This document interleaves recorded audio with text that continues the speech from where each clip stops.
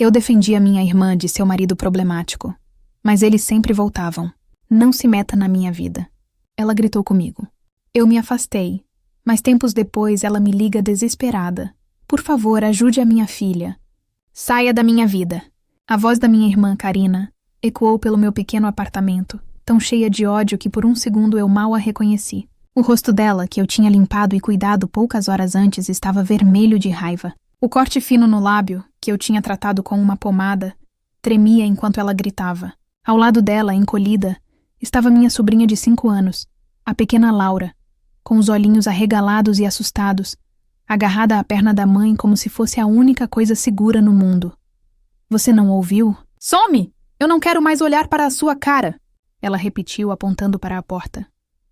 O homem que causou tudo isso, o marido dela, estava parado atrás dela com um sorriso vitorioso e dissimulado no rosto. Ele tinha vindo buscá-la, de novo, e como sempre ele tinha vencido. Meu peito doía. Era uma dor surda, uma mistura de raiva, frustração e um cansaço que parecia ter se instalado nos meus ossos. Essa cena, com algumas variações, já tinha se repetido tantas vezes que eu havia perdido a conta. Começava sempre da mesma forma. Uma ligação no meio da noite. A voz de Karina embargada pelo choro, pedindo para eu buscá-la. Eu ia sem pensar 2 vezes. Encontrava-a na esquina de uma rua escura. Ou às vezes esperando no ponto de ônibus, com uma pequena mala e a Laura adormecida em seus braços.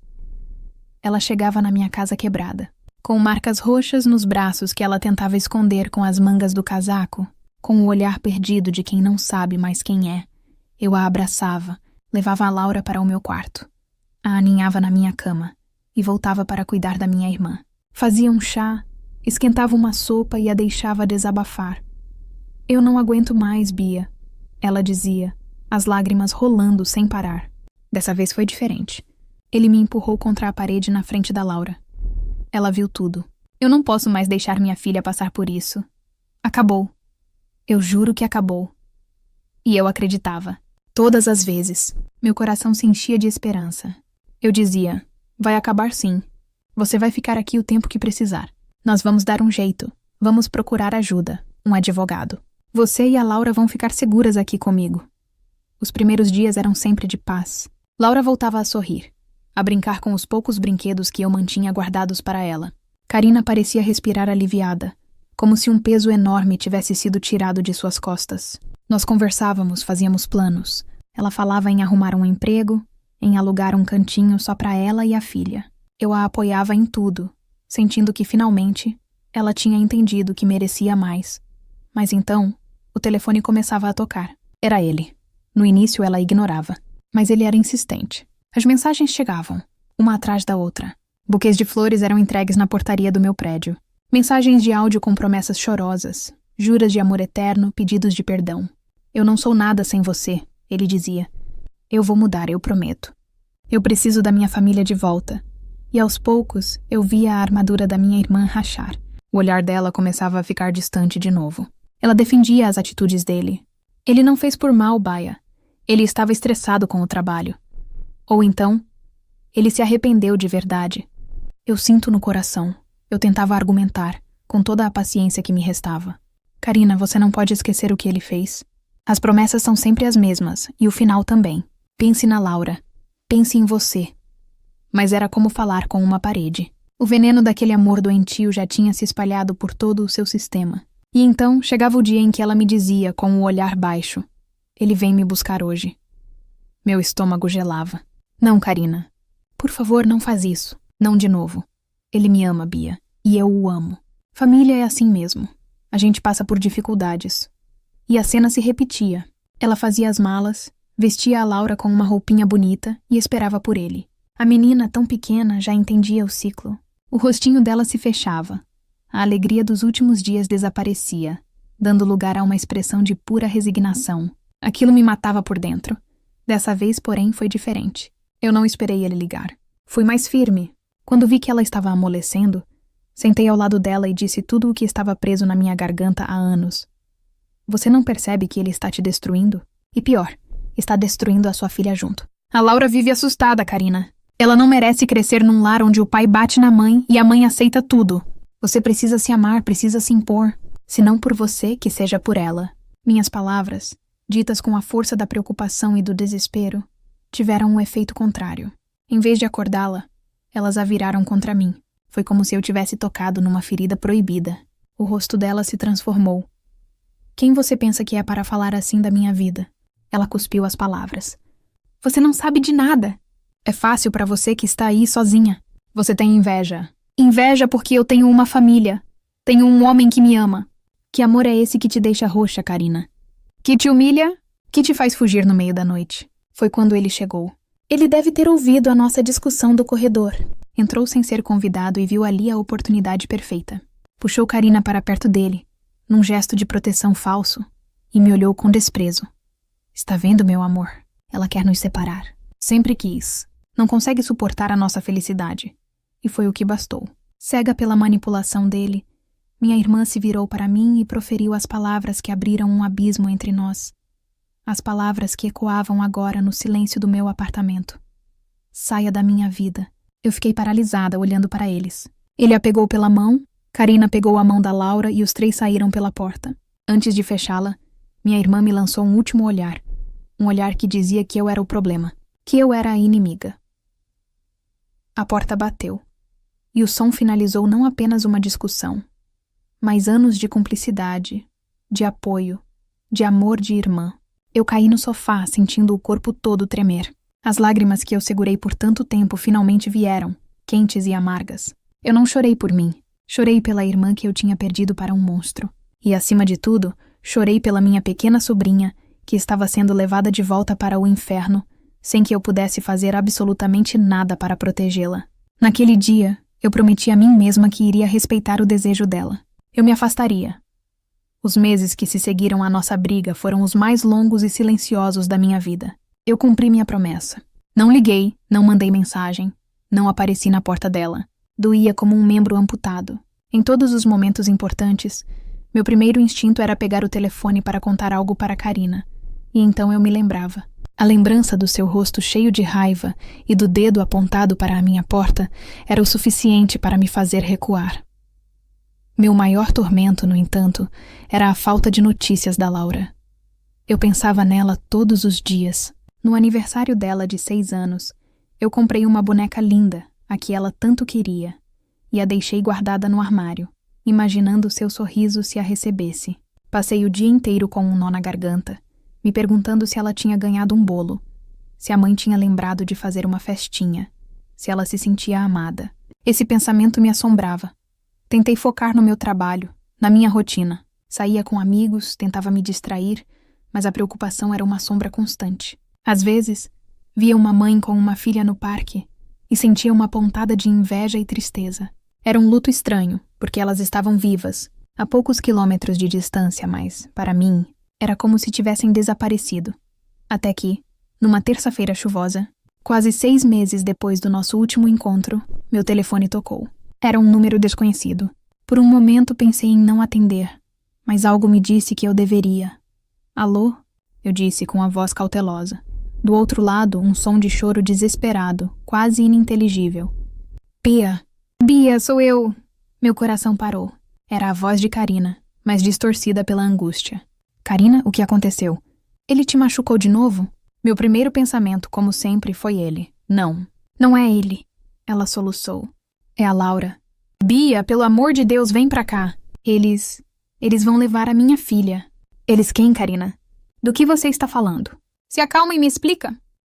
O conselho tutelar está aqui.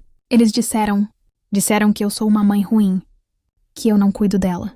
Mas é mentira, Bia. Alguém fez uma denúncia falsa para me prejudicar. Você precisa vir, precisa dizer a eles que não é verdade. Por favor. Um calafrio percorreu minha espinha. Denúncia falsa? Eu conhecia minha irmã. Sabia o quanto ela estava cega por aquele homem, o quanto o mundo dela girava em torno dele. Um medo terrível começou a tomar conta de mim.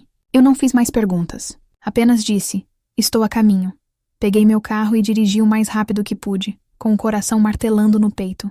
Ao chegar na rua dela, a cena que vi confirmou meus piores temores. Havia um carro oficial parado em frente ao prédio, e alguns vizinhos curiosos espiavam pelas janelas. Subi as escadas correndo, encontrando a porta do apartamento dela aberta. A cena lá dentro era de puro caos. Roupas jogadas pelo sofá, pratos sujos empilhados na pia da cozinha, um cheiro azedo no ar. Karina estava no meio da sala, o cabelo desgrenhado, o rosto manchado de lágrimas, tentando argumentar com duas mulheres de aparência séria e profissional. O marido dela não estava em lugar nenhum. Na hora do aperto, ele tinha sumido. Eu já disse, foi um mal-entendido. Eu amo a minha filha mais que tudo. E Karina gritava, a voz esganiçada. Uma das conselheiras respondeu, com uma calma que parecia irritá-la ainda mais. Senhora, nós não estamos aqui por causa de uma única denúncia. A escola nos procurou. A Laura tem faltado às aulas com frequência. E quando vai, muitas vezes está com a mesma roupa do dia anterior e parece cansada. Vizinhos relataram ter ouvido gritos e brigas constantes vindos deste apartamento. Foi então que eu a vi. Sentada num cantinho do quarto, cuja porta estava entreaberta, estava a minha pequena Laura. Ela abraçava os joelhos, segurando com força um coelhinho de pelúcia velho e sujo. Ela não estava chorando. Seu rosto estava inexpressivo, os olhos grandes e vazios, como se ela tivesse se desligado de tudo o que estava acontecendo ao seu redor. Ela parecia tão pequena, tão frágil no meio daquela bagunça. Meu coração se quebrou em 1000 pedaços. Nossos olhos se encontraram. Um brilho minúsculo, quase imperceptível, apareceu no olhar dela. Tia Bia, ela sussurrou. Um som tão baixo que quase não ouvi. Aquele sussurro me deu forças. Eu me aproximei das conselheiras. Com licença. Eu sou Beatriz, tia da Laura, irmã da Karina. O que está acontecendo? A outra conselheira se virou para mim. A senhora é a tia? Pois bem. Após a avaliação da nossa equipe e do relatório da escola, foi constatada uma situação de negligência. A condição da casa é insalubre e a criança não está recebendo os cuidados básicos necessários. Por ordem judicial, a guarda da mãe foi suspensa provisoriamente e a menor será encaminhada para um abrigo. Abrigo? E a palavra saiu da minha boca como um soco. Não, por favor. Ela pode ficar comigo. Eu cuido dela. Eu tenho um lar seguro para ela. Karina me olhou, os olhos suplicantes. Pela primeira vez não havia raiva, apenas puro desespero. Ela finalmente via em mim uma aliada, não uma inimiga. Mas era tarde demais. Senhora, nós entendemos sua preocupação, mas o procedimento já está em andamento. A senhora poderá entrar com um pedido na justiça, se desejar. Mas por agora, a Laura precisa vir conosco. Uma das mulheres se aproximou de Laura com delicadeza e estendeu a mão. Vamos, querida. Você vai para um lugar seguro. Laura olhou para a mãe, depois para mim. E então o inevitável aconteceu. O desespero tomou conta dela e ela começou a chorar. Um choro silencioso, de quem já aprendeu a não fazer barulho. Ver aquela cena foi a gota d'água. A pouca compaixão que eu ainda sentia por Karina evaporou, dando lugar a uma raiva fria e decidida. Aquilo não era um acidente. Não era uma denúncia falsa. Aquilo era o resultado direto das escolhas da minha irmã. Ela tinha escolhido aquele homem em vez da própria filha. Tinha me expulsado da vida delas e, no processo, tinha deixado sua filha completamente desprotegida. Enquanto as conselheiras levavam a Laura pela mão para fora do apartamento, Karina desabou no chão, gritando e se debatendo. Não, minha filha, não! Por favor! Eu não fui consolá-la. Fiquei parada na porta, observando minha sobrinha ser colocada dentro do carro. Antes da porta se fechar, Laura olhou para mim pela janela, os olhinhos cheios de lágrimas e medo. Naquele momento, fiz uma promessa silenciosa para ela. Eu não disse nada, apenas assenti com a cabeça, tentando passar toda a força e segurança que eu podia. Eu ia tirá-la de lá. Eu ia lutar por ela. Minha irmã tinha feito a escolha dela. Agora eu faria a minha. Quando saí do apartamento de Karina, o som dos seus gritos ainda ecoava nos meus ouvidos. Mas eu não sentia nada. Era como se a parte de mim que se importava, que sofria por ela, tivesse sido cauterizada. O desespero dela não me comoveu, porque na minha mente só havia uma imagem. O rostinho assustado da minha sobrinha sendo levado por estranhos. Naquele momento, Karina deixou de ser a vítima para mim. Ela era a causa. Não perdi tempo. Na manhã seguinte, antes mesmo de tomar café, eu já estava no telefone, pesquisando por advogados de direito de família. Encontrei uma mulher, doutora Helena, que tinha ótimas recomendações. Consegui um horário para o mesmo dia. Sentei-me no escritório dela, um lugar sóbrio e silencioso, e contei tudo. Anos e anos de um ciclo tóxico, as fugas no meio da noite, os olhos roxos, as promessas quebradas E, por fim, a negligência que levou o conselho a agir. Eu não escondi nada, nem mesmo a parte em que minha irmã me expulsou de sua vida. Doutora Helena me ouviu com atenção, sem me interromper. Quando terminei, ela me olhou por cima dos óculos e disse, com uma voz firme, mas gentil: Beatriz, o que você quer fazer é nobre, mas preciso que saiba que não será fácil. A lei geralmente prioriza a reintegração da criança à família de origem. Sua irmã terá a chance de provar que pode mudar. Eu não me importo, respondi, minha voz saindo mais forte do que eu esperava. Eu não posso deixar a Laura voltar para aquela casa. Não com ele lá. Não com uma mãe que não a enxerga.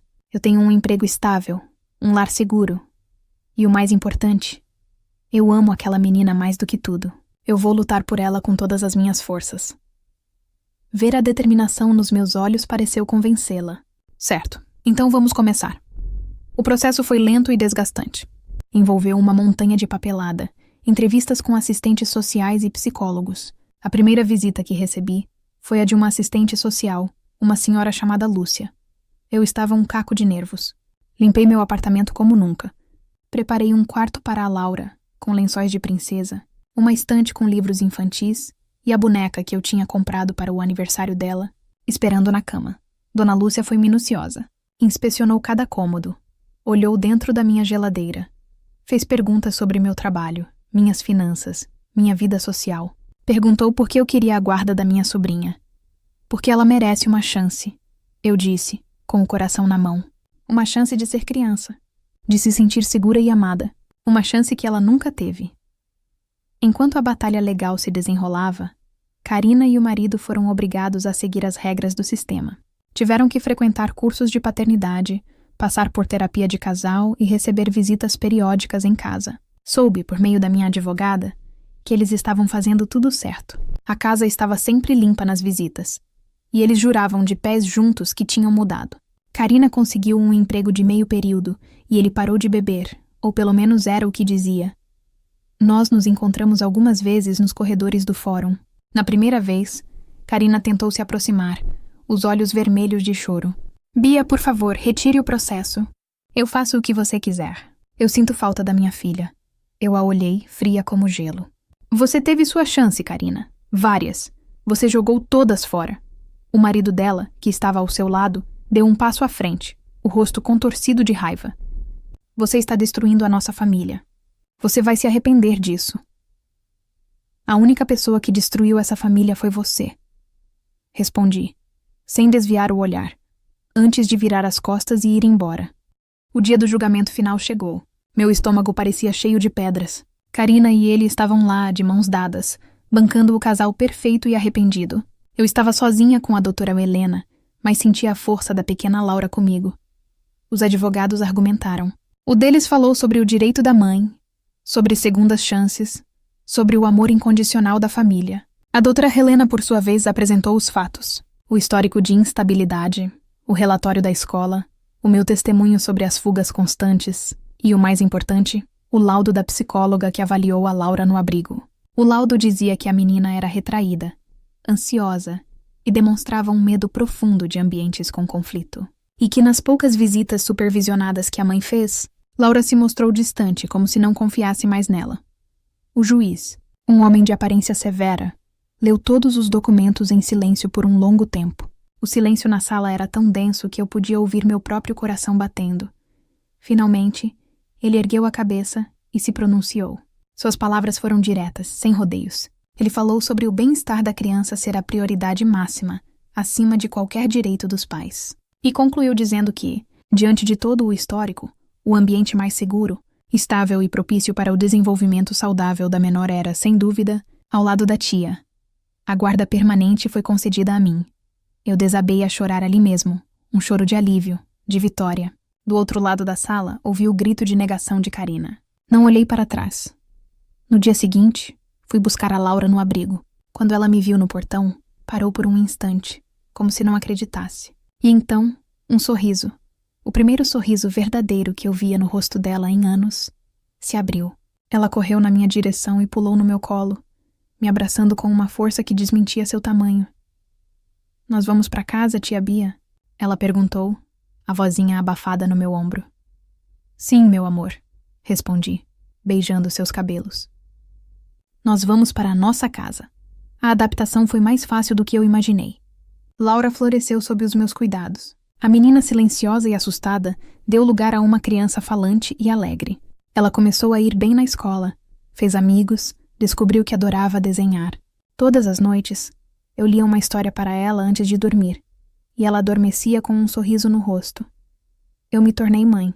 Aprendi a fazer penteados, a cuidar de joelhos ralados, a ter paciência para responder a 1 milhão de porquês. Foi a jornada mais exaustiva e, ao mesmo tempo, a mais gratificante da minha vida. Eu tinha dado um lar para a Laura, mas, na verdade, foi ela quem preencheu o vazio que existia na minha casa e no meu coração. Nós tínhamos a nossa própria família, e ela era perfeita. 2 anos se passaram desde que a Laura veio morar comigo. 2 anos de risadas, de descobertas, de uma rotina finalmente estável. Laura tinha crescido muito, não só em tamanho, mas em confiança e alegria. Ela agora tinha 8 anos, e era uma menina esperta, cheia de vida, com um brilho nos olhos que eu jamais pensei que veria novamente. Meu apartamento, antes silencioso, era agora um lar barulhento e feliz, cheio de desenhos colados na geladeira e brinquedos espalhados pela sala. Aquele tempo dedicado a ela foi a melhor decisão da minha vida. Eu não me arrependia de nada. Karina, eu não tive mais contato com ela. Soube por alguns conhecidos em comum que ela e o marido tinham se separado definitivamente, depois de mais uma série de confusões. Ele tinha ido embora da cidade, e ela estava morando sozinha, tentando se reerguer. Eu não sentia raiva dela, nem mesmo pena, apenas uma distância imensa, como se ela fosse uma pessoa de um passado distante. Eu me concentrava em Laura, em nossa vida juntas, e esse era o meu universo.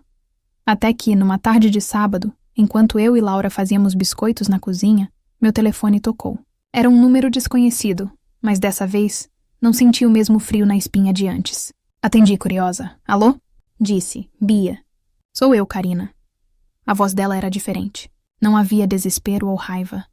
Apenas uma calma, quase contida, que eu não reconhecia. Meu coração deu um pulo, mas minha voz permaneceu firme. Karina, o que você quer?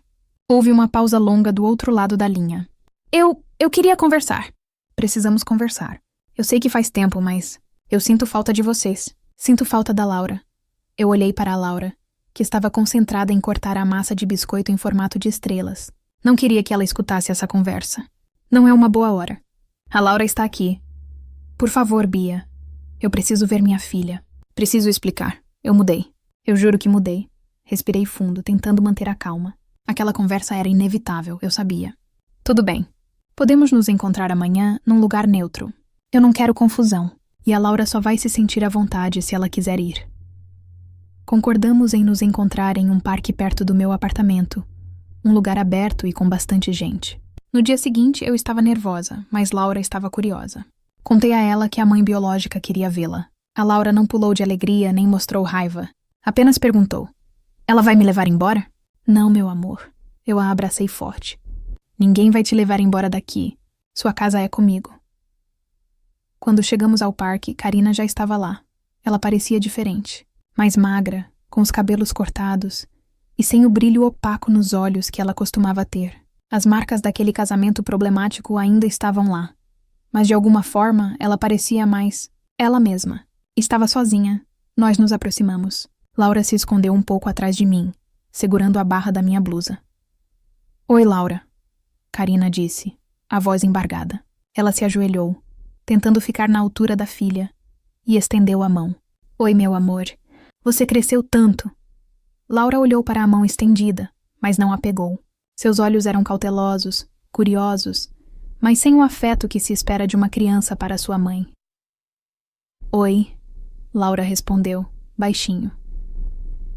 Karina tentou sorrir, mas os olhos dela estavam cheios de lágrimas. "Eu sinto tanto, meu amor. Eu errei muito com você. Eu sei, mas eu mudei. Eu terminei com ele. Eu estou trabalhando. Estou fazendo terapia. Eu quero você de volta, Laura. Eu quero ser a sua mãe de verdade." Laura se escondeu mais um pouco atrás de mim. Eu não disse nada, deixando que a menina se expressasse à sua maneira. Ela era quem tinha que decidir o que sentir, o que dizer. Depois de um longo silêncio, Laura finalmente se manifestou. Ela deu um passo à frente, Soltou minha blusa e olhou diretamente para Karina. O olhar dela era tão sério, tão maduro para sua idade, que me surpreendeu. Você não é mais a minha mãe, Laura disse, a voz pequena, mas cheia de uma convicção inabalável. Minha mãe é a tia Bia. As palavras atingiram Karina como um soco. Eu vi o rosto dela se contorcer de dor, mas Laura continuou. Você me deixou sozinha muitas vezes. Você brigava e eu ficava com medo. A tia Bia não briga. A tia Bia me dá comida boa, lê livros para mim, me leva para a escola. Ela sempre cuida de mim. Laura fez uma pausa, e então, com uma sinceridade infantil que era brutal, acrescentou. Eu não vou voltar com você. Eu não quero. Minha mãe é a tia Bia. Karina desabou a chorar. Desta vez um choro de pura perda, de arrependimento. Ela não tentou abraçar a Laura, não forçou a barra. Apenas ficou ali, ajoelhada, com as lágrimas escorrendo pelo rosto. Eu me aproximei de Laura e a abracei, beijando o topo de sua cabeça. Olhei para Karina, que agora secava as lágrimas. Eu entendi, Laura, Karina disse, com a voz embargada, mas surpreendentemente calma. Ela se levantou e olhou para mim. Ela está certa. Eu perdi muito tempo. Perdi você, Bia, e perdi a minha filha. Eu estava tão cega por aquele homem que não vi o que realmente importava. Ela suspirou. Um suspiro pesado, de quem finalmente aceita uma verdade dolorosa. Eu não vou mais te incomodar, Laura. Não vou tentar te levar embora. Você está feliz aqui e é isso que importa. E Bia...